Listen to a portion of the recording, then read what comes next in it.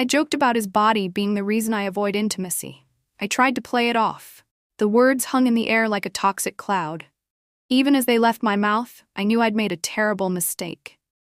Aiden's face fell, his eyes reflecting a hurt so profound it cut through the artificial laughter that followed my thoughtless comment. "I'm just kidding," I said quickly, my voice too high, too artificial. "Come on, you know I love everything about you."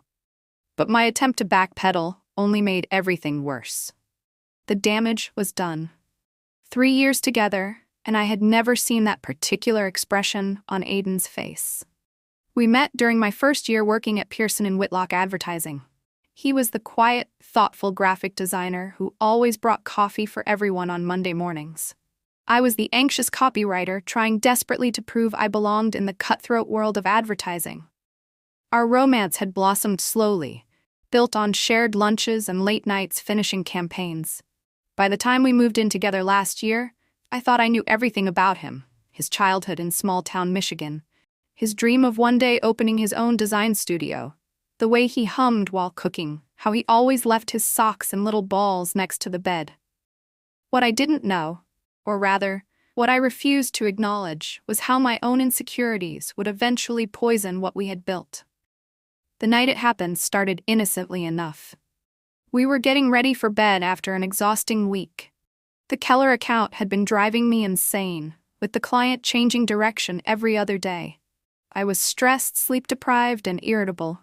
Aiden approached me in our bedroom, his arms open for an embrace that promised to evolve into something more intimate. I tensed immediately. "Not tonight," I said, the same words I'd been repeating for weeks. "I'm just too tired." His arms dropped to his sides, disappointment evident in his slumped shoulders. "That's what you said yesterday, and the day before." "I'm sorry," I replied, not looking up from my phone. "This Keller campaign is killing me." "It's more than that," he said softly. "We haven't been intimate in almost 2 months, Emma. Is everything okay?" Something in his gentle concern triggered a defensive response in me. Maybe it was because he'd put words to a pattern I didn't want to acknowledge. Maybe it was because I knew he deserved better than the half-truths I'd been offering. "Well," I said with a laugh that sounded hollow even to my own ears, "maybe if you hit the gym more, I'd be more interested." The moment the words escaped my lips, I wanted to snatch them back. I watched his face transform from concern to shock to deep hurt in a matter of seconds. "I didn't mean that," I backtracked desperately. "It was just a stupid joke." But Aiden didn't say anything. He simply grabbed his pillow and a throw blanket from our bed. "Where are you going?" I asked, panic rising in my chest. "I think I'll sleep on the couch tonight," he replied, his voice unnaturally calm. As he left the room, I sat frozen, wondering how I could have said something so cruel to the person I loved most in the world. The next morning, I woke to an empty apartment and a brief note on the kitchen counter. "Staying at Jake's for a few days. Need to think." I called in sick to work, something I had never done before. I couldn't face our colleagues, couldn't pretend everything was fine when I had possibly destroyed the best relationship of my life with a few careless words. The first day without Aiden was a blur of tears and self-recrimination. I replayed our conversation countless times, each repetition making me more disgusted with myself. The truth was, Aiden's body had nothing to do with our lack of intimacy. He was beautiful to me, tall with broad shoulders, a little soft around the middle perhaps, but warm and solid and perfect. The second day, I tried calling him. The call went straight to voicemail. "Aiden, I'm so sorry," I said after the beep, my voice breaking. What I said was inexcusable. "Please come home so we can talk. I love you." When he didn't return my call by evening, I texted Jake, his best friend since college. "Is he okay?" I asked.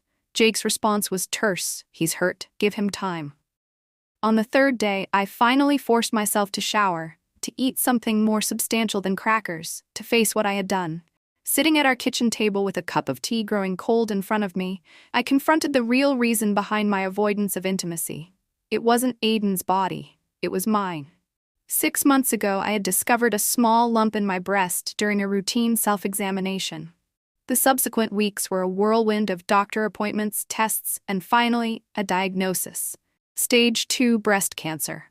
The treatment plan was aggressive. Surgery followed by chemotherapy. The lumpectomy left a scar that made me wince every time I caught sight of it in the mirror, but it was the chemo that really changed me.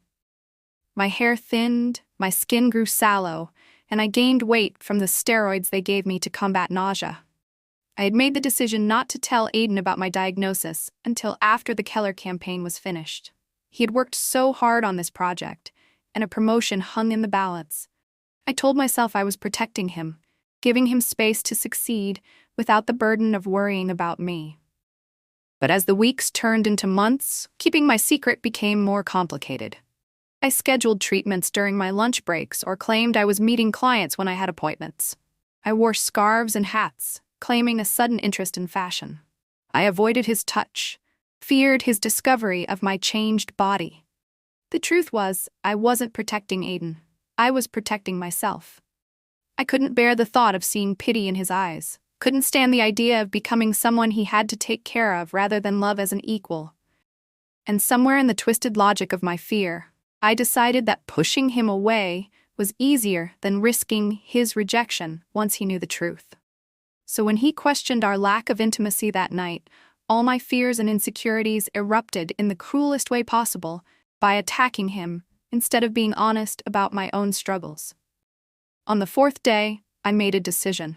I couldn't undo what I had said, but I could at least offer him the truth. I texted him one more time. I need to tell you something important. Please, just give me 30 minutes. To my surprise, he responded almost immediately. I'll be there at 7. Those hours waiting for him were among the longest of my life. I cleaned our apartment, prepared his favorite pasta dish, even though I knew neither of us would have much appetite, and rehearsed what I would say. When the doorbell rang instead of his key in the lock, I realized how much damage I had done. He no longer felt comfortable entering his own home. I opened the door to find him looking tired, his usual neat appearance slightly rumpled, as if he'd been sleeping in his clothes. The sight of him made my heart ache. "Thank you for coming," I said, stepping aside to let him in.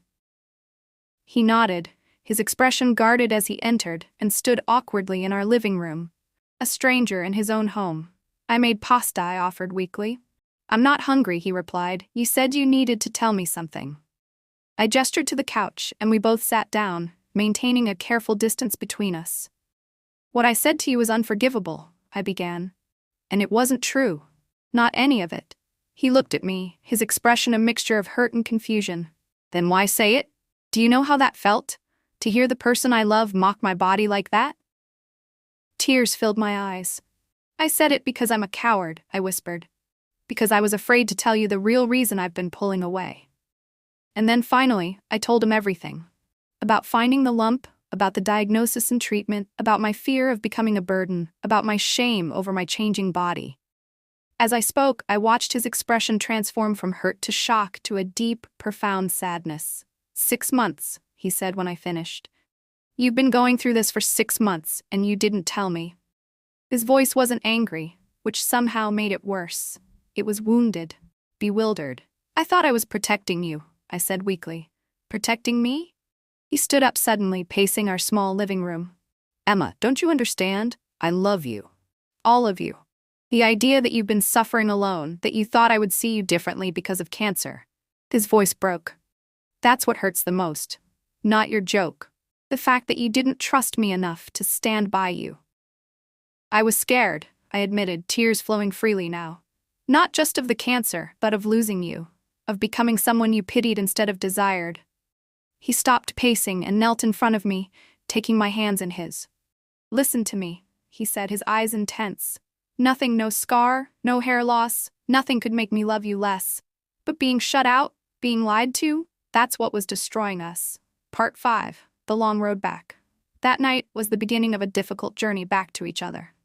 Aiden moved back home, but the easy comfort we once shared was replaced by a cautious navigation of this new reality. He came with me to my next oncology appointment, asking thoughtful questions, taking notes, his hand steady on my back as the doctor explained that my prognosis was good. But we weren't out of the woods yet.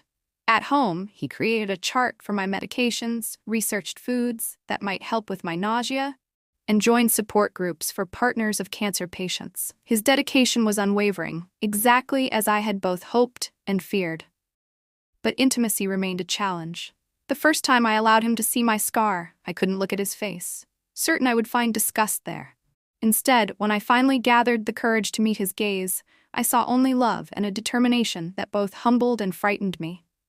"You're beautiful," he said simply, tracing the outline of my face with gentle fingers. "Every part of you." I wanted to believe him, but years of media-enforced beauty standards and my own insecurities made it difficult.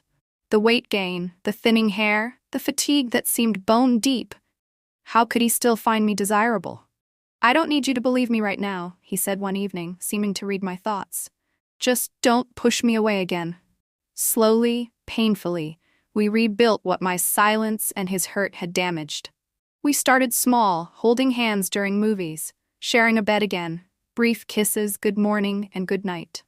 Physical intimacy returned gradually, tentatively, each moment requiring a courage from me that had nothing to do with facing cancer and everything to do with facing my own vulnerabilities. The hardest part was learning to accept help. I had always prided myself on my independence, my ability to handle whatever life threw at me. Allowing Aiden to drive me to appointments, to see me vomiting after particularly brutal chemo sessions, to hold back my hair and wash my face, these acts of surrender were more difficult than any medical procedure. But with each small acceptance, each moment of allowing myself to be truly seen, weak, scared, but fighting, something shifted between us. The careful distance that had defined our post-argument relationship began to dissolve, replaced by a deeper intimacy than we had ever shared before. 3 months after my confession, we sat together on our balcony, watching the sunset paint the city skyline in shades of orange and pink. My latest scans had shown significant improvement, not remission yet, but heading in the right direction. "I've been thinking about what you said that night," Aiden said suddenly, his voice quiet but clear. I tensed immediately, the shame of my cruel joke still fresh despite all we'd been through since. "Not about the gym thing," he clarified quickly. "About protecting me from worry during the Keller campaign." I nodded, waiting. "I turned down the promotion," he said. "What?" "Aiden, no," I protested. "You worked so hard for that. Why would you—" "Because it would have meant more travel, more hours," he interrupted. "And right now, being here with you is more important than any job." "I never wanted you to sacrifice your career for me," I said, dismayed. "And I never wanted you to suffer alone to protect my career," he countered. "Don't you see? We've both been making decisions for each other without actually consulting each other." I considered his words, recognizing the truth in them. "So what do we do now?" "We talk," he said simply. "About everything. No more protective lies, no more sacrifices the other person doesn't ask for or even want. Just honesty, even when it's hard, especially when it's hard." I took his hand, feeling the familiar callus on his middle finger from years of gripping drawing pens too tightly. "I can try," I promised, "but I'm not sure I know how to be that vulnerable all the time." "Neither do I," he admitted with a small smile. "But I'd rather struggle with honesty together than succeed at lies apart." That night, for the first time in nearly a year, we made love. It wasn't the passionate, carefree intimacy of our early relationship. It was tentative, gentle, interrupted by moments of self-consciousness on my part and careful consideration on his. But it was real, two imperfect people finding their way back to each other, scars and all. 1 year later, my cancer went into remission 6 months after our reconciliation. The day we received the news, Aiden cried more than I did, the relief overwhelming him in a way that made me realize how much he had been carrying beneath his steady support. We celebrated with a small party at our apartment, surrounded by friends who had stood by us. Jake, who had sheltered Aiden during our worst moment, my sister, who had flown in for my surgery, colleagues who had covered for me during bad days without ever asking questions I wasn't ready to answer. As our friends laughed and toasted to health and new beginnings, I watched Aiden moving among them, refilling glasses, his smile easier than it had been in months. He caught me looking and winked, a private communication that made me smile. Later, after everyone had gone and we were cleaning up together, I broached a subject that had been on my mind. "Remember when you said we needed to be honest?" even when it's hard?" He nodded, setting down the plates he was carrying to give me his full attention. "I've been thinking about what happened. About that horrible joke I made," I said carefully. "And I realized something. Even though the way I said it was inexcusable, there was a tiny grain of truth buried in there." His expression became guarded, but he waited for me to continue. "Not about your body," I hurried to clarify. "About my attraction to you. Not because anything is wrong with you, but because cancer changed how I felt about myself. I couldn't feel desirable, so I couldn't accept desire. I couldn't feel whole, so I couldn't offer myself wholly." He was quiet for a long moment, absorbing my words. "And now?" he finally asked. "Now I'm learning to live in this new body, with all its changes and limitations," I said. "Some days are better than others, but I'm not hiding anymore, not from you, not from myself." "That's all I ever wanted," he said simply. "Just you, just us, facing whatever comes together." I crossed the kitchen to embrace him, resting my head against his chest, feeling the steady beat of his heart. "I'm sorry it took almost losing you for me to figure that out." He kissed the top of my head. "We both made mistakes. The important thing is we found our way back." And we had. Not to the relationship we had before that was gone, transformed by pain and honesty and the deep recognition of our capacity to wound each other. What we had now was something different.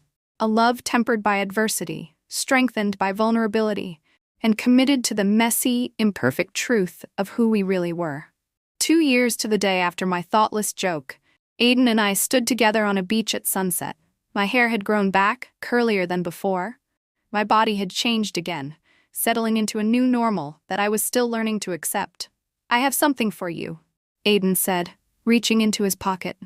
I expected a ring. We had been talking about marriage lately, but instead, he handed me a small, worn notebook. "What's this?" I asked, opening it to find page after page of his handwriting. "Every day since you told me about your cancer, I've written one thing I love about you," he explained. "Not just about how you look, but who you are. On the days when you couldn't believe you were still beautiful to me, I needed somewhere to put those thoughts." I flipped through the pages, tears blurring my vision as I read random entries, the way she furrows her brow when concentrating on a difficult headline. Her laugh still my favorite sound even after all this time. Her courage during today's treatment. I don't know if I could be that strong. The scar she hates is a testament to her survival. How could I see it as anything but beautiful? When I looked up, Aiden was kneeling in the sand, a small velvet box now open in his palm. "Emma, loving you has taught me that words have the power to wound, but also to heal," he said, his voice steady despite the emotion in his eyes. "I want to spend the rest of my life finding the right words to tell you how much you mean to me. Will you marry me?" The joke that almost ended us had been replaced by 1,000 loving truths. As I said yes, I understood that the path back from cruelty isn't found in clever excuses or desperate backpedaling, but in the painful, necessary honesty that follows and in the choice, made every day, to be worthy of forgiveness. We had both made that choice, stumbling sometimes, but moving always toward each other. And in the end, that made all the difference.